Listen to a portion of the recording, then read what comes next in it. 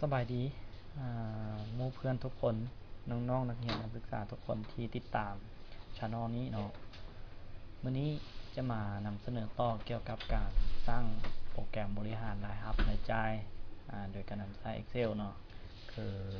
คลิปวิดีโอผ่านมาท่านก็ได้แนะนำเกี่ยวกับการสร้างเมนูหลักไปแล้วเนาะฉะนั้นต่อไปนี้จะเป็นการสร้างรายรับรายจ่ายของการจัดตารางบันทึกรายรับรายจ่ายของเดือนแต่ละเดือนเนาะคือตัวอย่างนี้จะมีเดือน1เดือน12แล้วก็จะมีตัวจัดตารางสั่งรวมรายรับรายจ่ายทั้งหมดเนาะต่อไปถือว่าจะเป็นการสร้างจัดตารางแต่ละเดือนเนาะทีนี้ข้าพเจ้าใส่ว่า January นะเป็นเดือนหนึ่งนี้จะมีในตัวอย่างนี้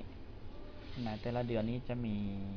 ตารางลักษณะแบบนี้เอามาเบิ่งนำกันว่ามันจะมีจังห้องก่อน1นับแต่ห้องหมายเหตุนี้เนาะหรือว่าสินับทางนี้มาก็ได้จะเอาซ่าๆเนาะย่านติดตามบ่ทันก็จะมีห้องนี้1 2 3 4 5 6 7 8ตัวนี้มันจะ merge ข้อมูลตัวนี้ถือขนาด merge แล้วเนาะฉะนั้นจะนับขึ้นอยู่รูปนี้นี่ก็ merge ละ1 2 3 4 5 6 7 8 9 10 11 12 13 14 15 16 17 18ห้องเนาะส่วนลงมาเขาก็จะนับมันนับตั้งแต่วันที่1จะมี3ห้องเนาะ1 2 3หลังจากนั้นมาจะเป็นนับตั้งแต่วันที่1ไปบวกใส่กับวันที่ที่มีปกติเดือนหนึ่งก็จะมีประมาณ30มื้อก็บวก3อีกเข้าไปก็จะเป็น33มื้อ33ห้องเนาะบวกใส่ห้องรวมแล้วก็ห้องทั้งหมดก็จะมี35แม่น28คูณ35ตัวอย่างตัวนี้เนาะครับเจ้าจะลากมา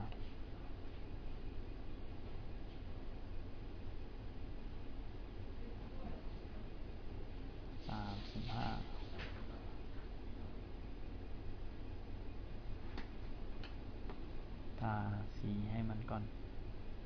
โอเคทาสีห้องตารางเห็นให้น้อยลงให้ท่านเห็นชัดเจนขึ้นเนาะในที่นี้ตัวอย่างนี้จะมีห้องที่ R เนาะหมายความว่าคอลัมน์ QR ตัวนี้ก็จะฮอดห้อง R เนาะโอเคทาสีไปในพื้นที่ที่ทาสีนี้เนาะข้าพเจ้าจะพยายามเฮ็ดเป็นสีตามที่ตัวอย่างนี้เนาะใน3ห้องสุดท้ายนี้จะเป็นสีเป็นหมายเหตุเนาะห้องสุดท้ายนี้จะเป็นหมายเหตุก็จะใส่ไปเลยหมายเหตุ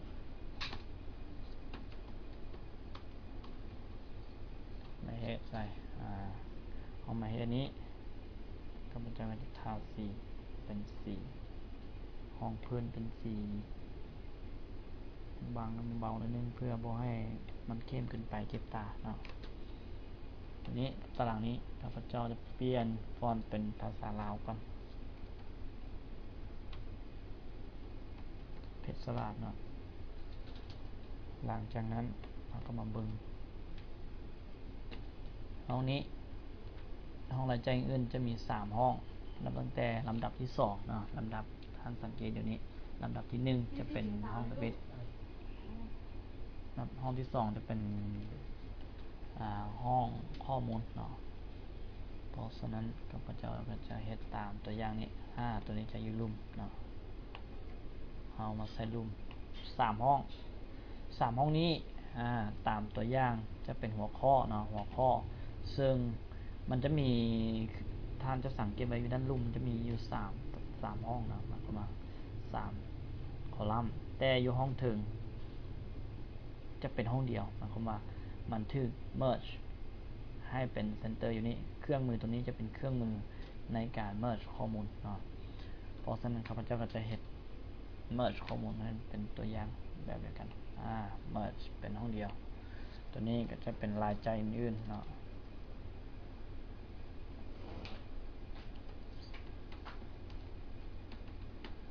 รายจ่ายอื่นๆไปในห้องนี้ข้าพเจ้าก็จะทาสีเข้มนิดนึงใส่หลังจากนั้นในตัวอย่างต่อไปในห้องนี้ก็จะรวมมี1 2 3 4รวมมี4ห้องที่บันทึก merge ที่ใส่หัวข้อว่ารายจ่ายที่บ่จำเป็นโอเคเราเลือกไป1 2 3 4เอาเข้าไปเชื่อมมือ merge ซิมโบลตัวบ่จำเป็นโอเคตัวนี้เราบันทึกข้อมูลไปก่อนสร้างตารางไปก่อนแล้วจะมาปรับแต่งตำหลังเนาะและห้องต่อไปก็จะมีรายจ่ายที่จำเป็นจะมีจากห้องเนาะ1 2 3 4 5 6ห้องเนาะ6ห้องด้วยกันที่ในนี้เราก็จะใส่เลือก1 2 3 4 5 6ห้องก็มา merge ออก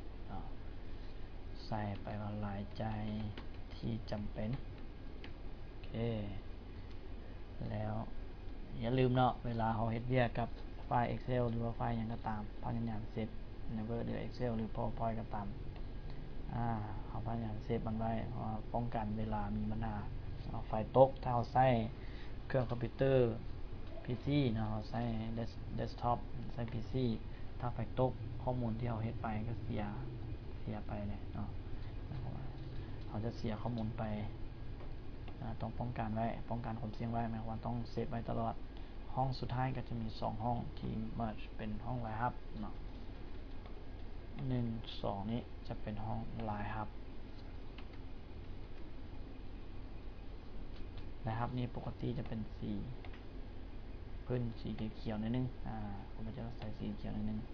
รายจ่ายที่จำเป็นก็จะเป็นสีแบบนี้สีจริงๆเลยรายจ่ายที่บทจะเป็นกับเข้มขึ้นรายจ่ายอื่นๆก็แห้งเข้มขึ้นเนาะตัวนี้ครับเจ้าจะเห็ดเพื่อให้ทานแยกออกซื้อเนาะส่วนรายละเอียดต่างๆท่านมักสีใดท่านก็จะไปเปลี่ยนตามความต้องการ2ห้องสุดท้ายนี้ตัวนี้ก็จะเป็นปีเป็นปีกับ merge คือกัน2ตัวนี้กับ merge ออก2018สำหรับเดือน1ฮอดเดือนแต่เดือน1ฮอดเดือน12เนี่ยครับเจ้าจะสร้างได้เดือนเดียวส่วนที่เหลือก็ไม่ได้ copy ไปcopy พาดไป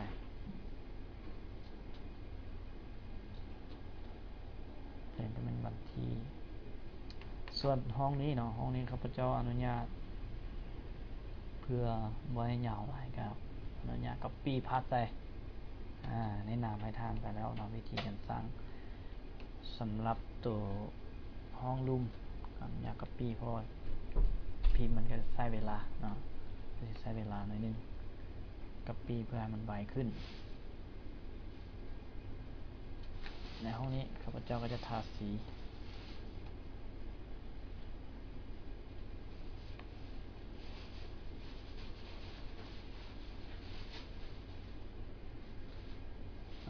เราจะไปเบิ่งตัวอย่างก่อน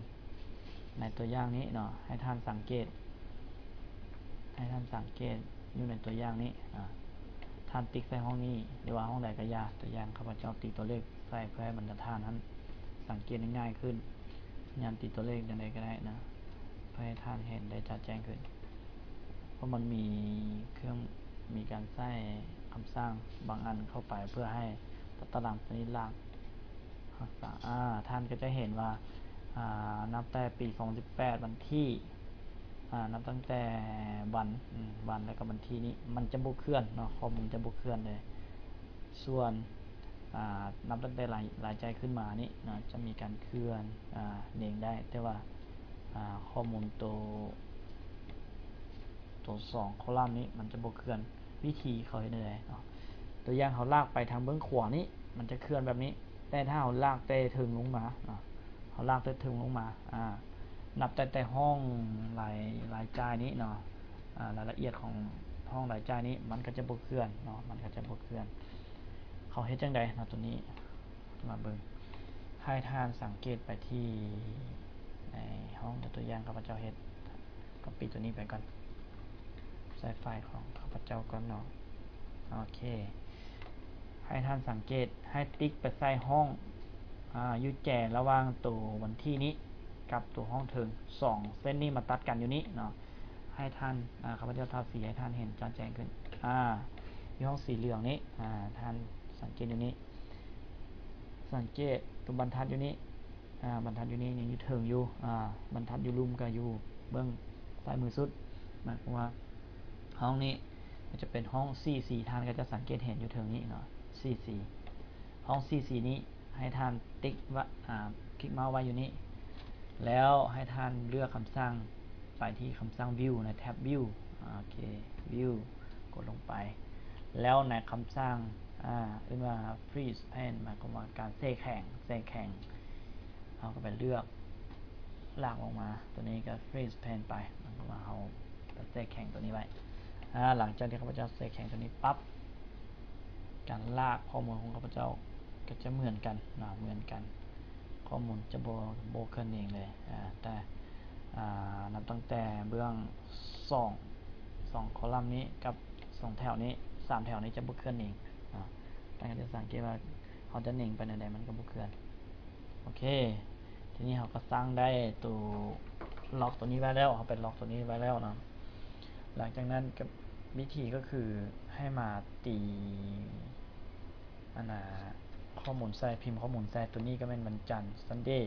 ให้ท่านไปเบิ่งเดือน1ของ2018มันเริ่มแต่วันที่เท่าใดให้ใส่ตามตัวจริงนะตัวนี้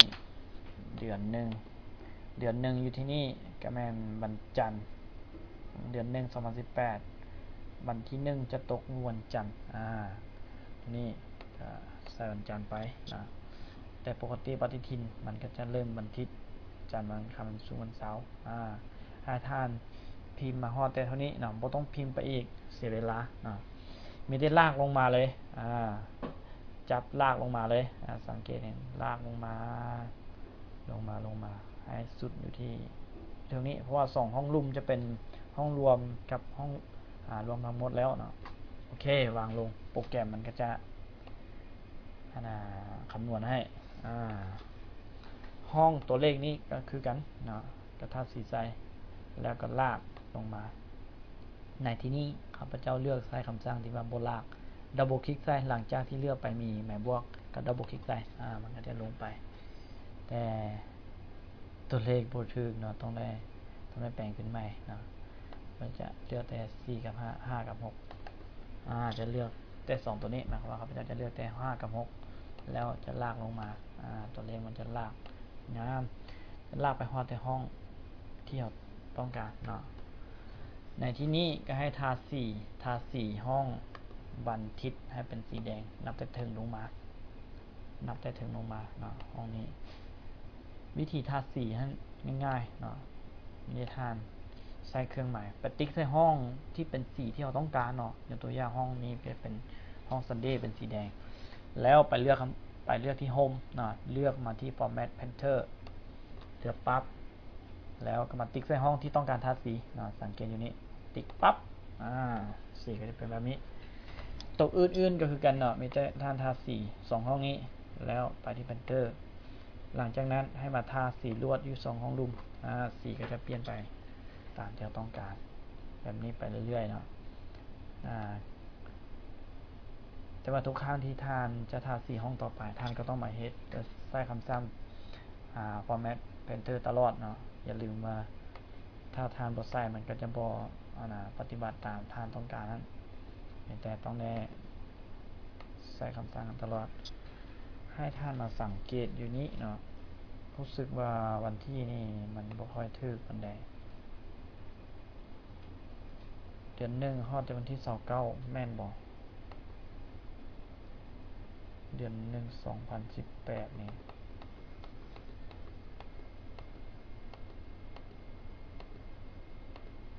เอา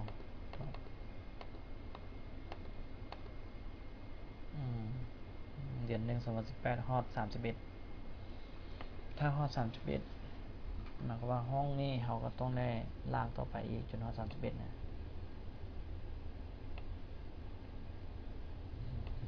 30 31โอเคห้องสี31เป็นสีแดงเขาก็เลือกทาสีขึ้นไม่มันคือกันส่วนตัวนี้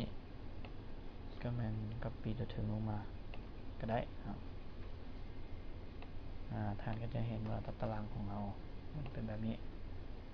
ท่านก็ลากลงมาเองนะว่าท่านต้องได้ทาสีเติมอีก2ห้องเขาคำนวณผิดนะตีไปแล้วห้องนี้ก็ไป merge มันเพราะว่าต้นห้องนี้เขาจะใส่ข้อความขึ้นไปว่าห้องรวมห้องที่2กับ merge เช่นเดียวกันไป merge รวมทั้งหมดทาสีแดงใส่ทาสีใส่เพื่อเขาจะไปเฮ็ดเป็นตัวหนังสือเข้มแล้วจากนั้นเนาะให้มากดกาเบิงยูนี้จะเป็นปกติจะเป็นเดือนเนาะเขาก็ใส่เดือนเข้าไปทาสีเข้มใส่ยูเทิงนี้เนาะครับเป็นเบื้องตัวอย่างตัวนี้นับตั้งแต่ห้องนี้เนาะอยู่แถวให้ท่านสังเกตคอลัมน์ G กับ H นี้เนาะอยู่ห้องนี้จะมีการ merge 2ตัวตารางนี้ใส่กันเพื่อเฮ็ดเป็นยอดเหลือเขากับ merge คือกันเนาะส่วนที่เหลือก็จะบ่มีอย่างตัวนี้ก็จะบ่ได้ merge ตัว merge ส่วนตัวตารางถึงสุดนี่ในห้องถึงสุดนี่ข้าพเจ้าแนะนำว่าท่านจะ merge หรือบ่ merge ก็ได้มีแต่ว่าอยู่ที่นี่เนาะให้ท่านไปใส่พิมพ์คำว่ายอดเหลือ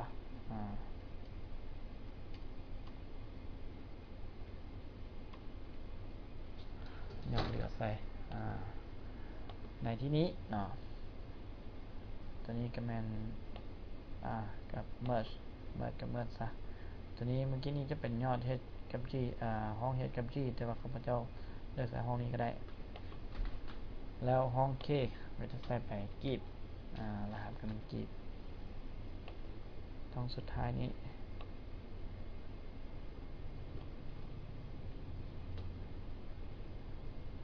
2ข้อมูลตัวนี้คือกันข้อมูล2ตัวนี้คือกันข้าพเจ้าจะเฮ็ดได้ตัวเดียวเนาะตัวอื่นข้าพเจ้าจะบ่เฮ็ดเนาะตัวที่2จะบ่เฮ็ดแล้ววิธีก็คือ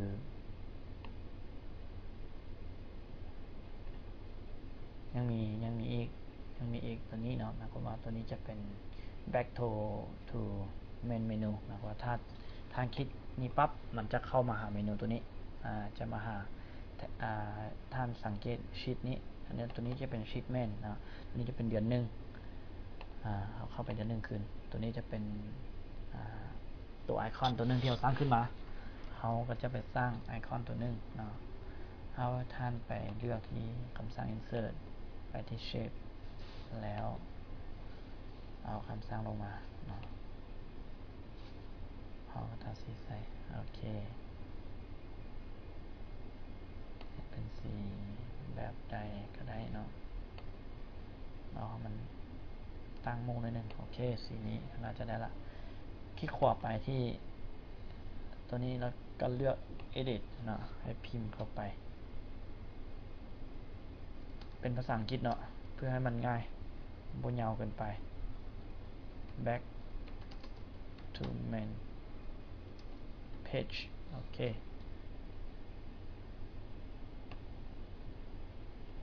ข้าพเจ้าทาสีเห็นยังง่ายขึ้นหรือว่าจะมาเลือกตัวอักษรอยู่นี้สีดำบ่ได้บ่งาม สีใดล่ะมันนะเลือกสีวิธีเลือกสีนี้ให้ท่านเลือกตามใจเด้อไม่แต่เลือกสีใดก็ได้เลือกให้มันงามทานมากโอเคหลังจากเลือกแล้วเราให้ไปที่โฮมจัด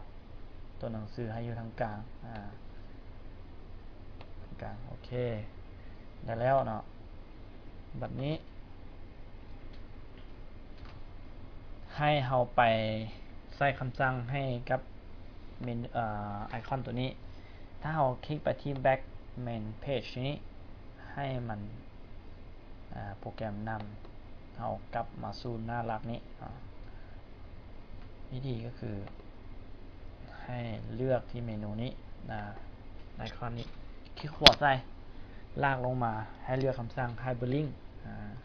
ท่านคลิก Hyperlink ปั๊บอยู่ในที่นี้มันจะมี Link to ตัวที่2แล้วlook in เนาะให้ท่านเลือกมาที่ตัว Link to นี้ให้เลือกตัวที่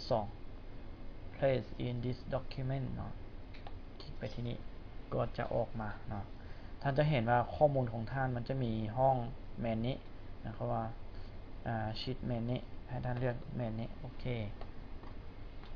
ไปเนาะหลังจากนั้นให้ท่านสังเกตเมื่อท่านวางเมาส์ไปใกล้ๆกับไอคอนตัวนี้มันก็จะเปลี่ยนเครื่องหมายออกมาเป็นเครื่องหมายตัว C ขึ้นมาเนาะคลิกเข้าปั๊บมันจะพาท่านเข้ามาหาเมนูหลักตัวนี้ก็แม่นวิธีการสร้าง Hyperlink ไปหาเมนูลิงก์หาข้อมูลหากันเนาะตัวนี้ข้าพเจ้าเปลี่ยนเป็น January แล้วเนาะอย่างตัวใดอีกเนาะที่ว่าเราบอทันได้สร้างเนี่ยคิดว่าน่าจะหมดแล้วเนาะหลังจากนั้นเนาะวิธีก็คือเราจะมาสร้างสูตรอยู่รูปนี้ตึมเนาะนับตั้งแต่ห้องรวมไปฮอดห้องสุดท้ายโอเคเราสร้างสูตรเหมือนกันเนาะ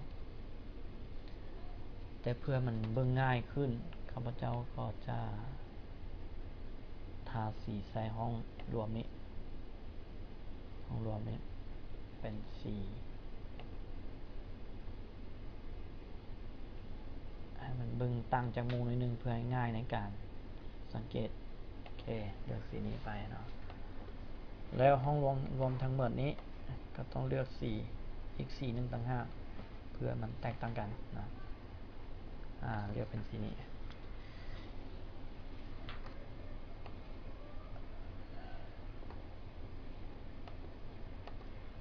บัดนี้เนาะ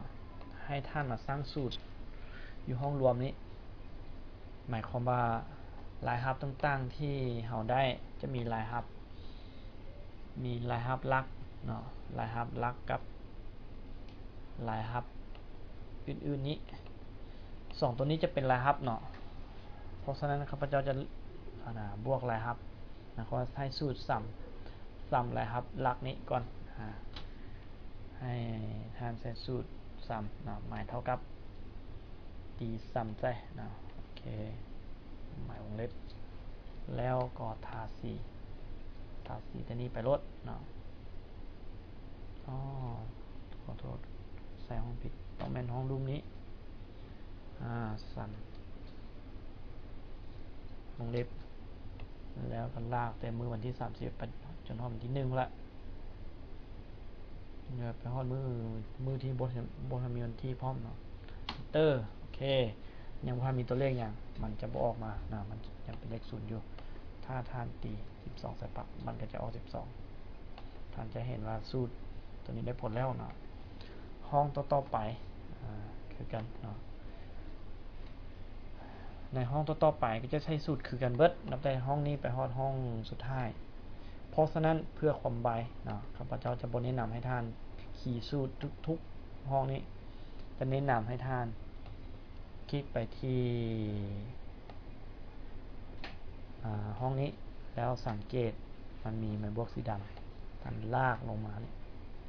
ลากไปทางเบื้องขวามือจนฮอดห้องอื่นๆโอเคหยุดวางเมาส์โอเคจะได้เนาะแล้วถ้ามาสังเกตอยู่ห้องสุดท้ายเพื่อกดกาว่าสูตรของท่านทึกบอนะ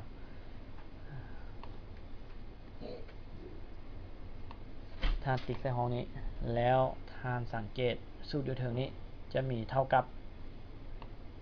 บ3และ QC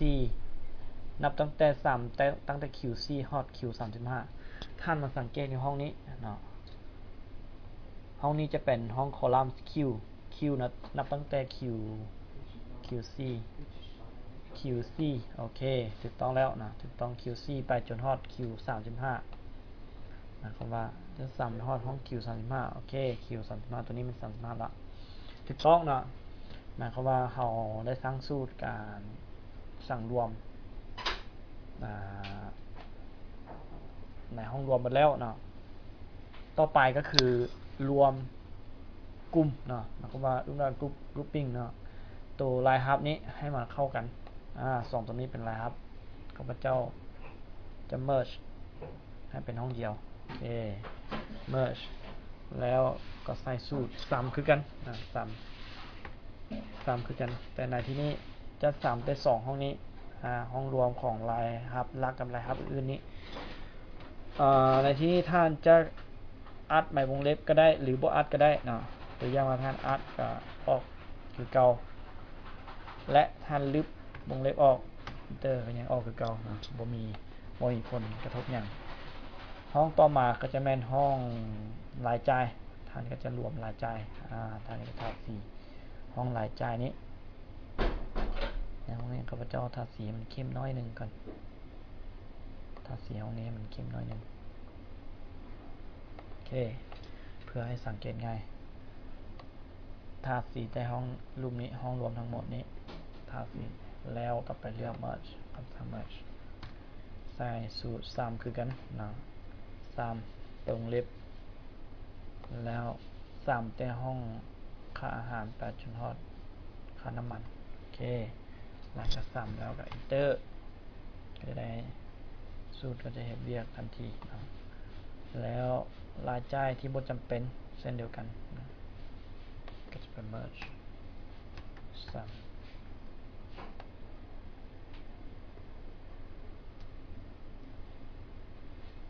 ทาสีใหม่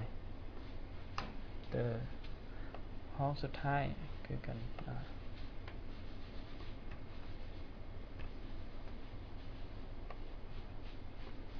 โอเคหลังจากนั้นเนาะให้ไปเบิ่งตามตัวอย่างรู้สึกว่าในตัวอย่างนี้จะมีห้องรวมยอดเรือหมายความว่ายอดเรือนี้ยอดเรือหมายความว่ารายรับของเราเอารายรับของเราทั้งหมดนี้จะใส่ตัวนี้จะเป็นข้าพเจ้าพิมพ์ใส่ว่ายอดเรือ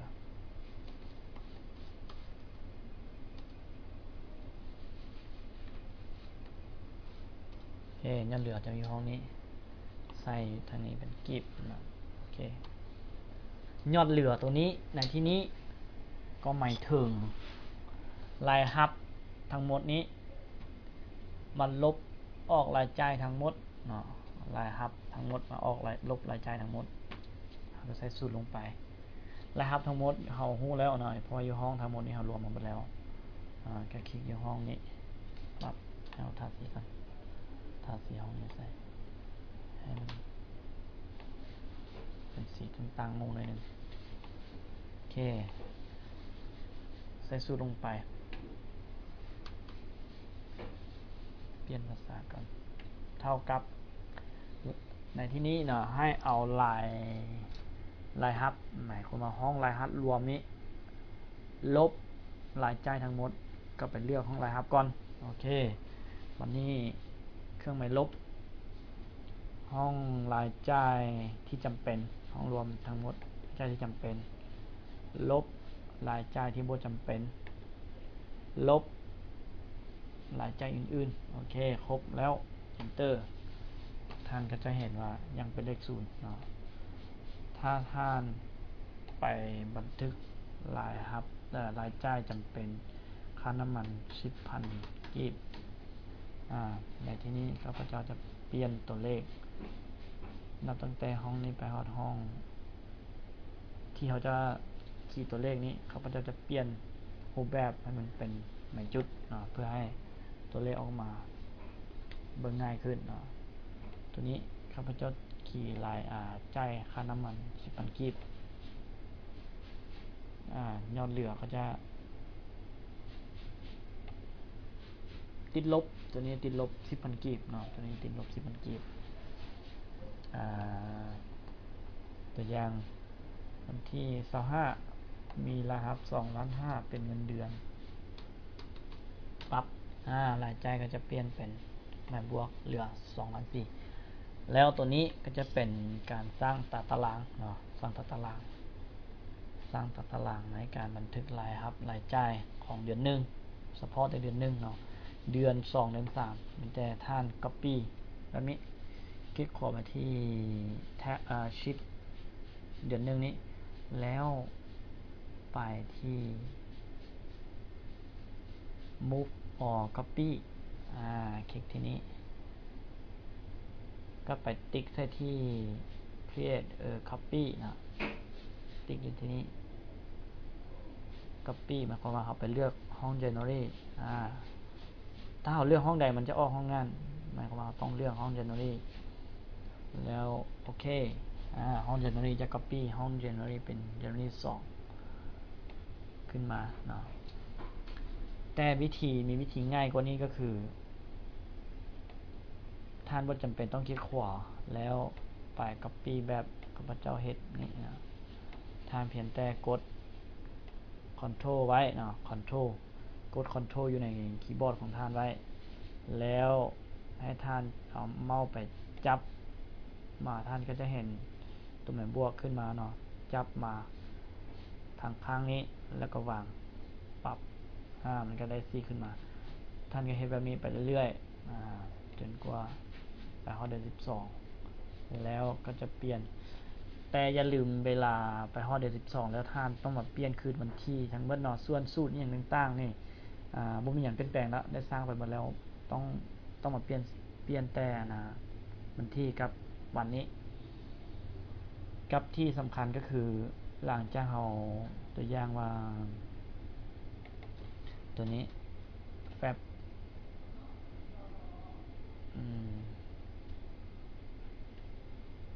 March April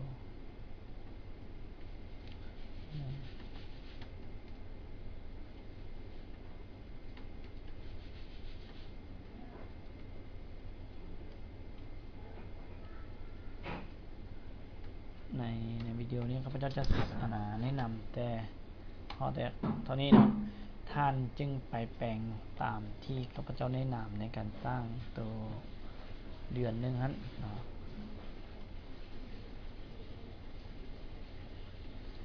แต่ในที่นี้จะแนะนำตึมก็คือถ้าท่านไปคลิกในห้องที่ใน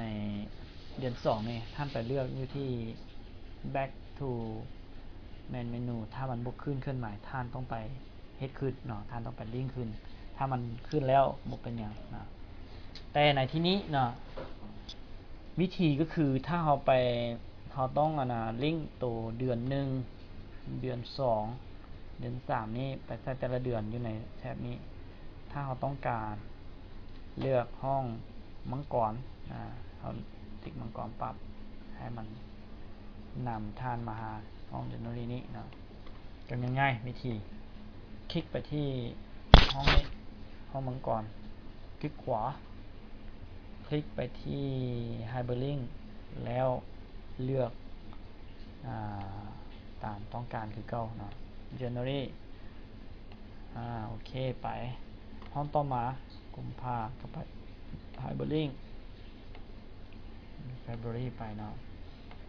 เฮ็ดไปเรื่อยๆ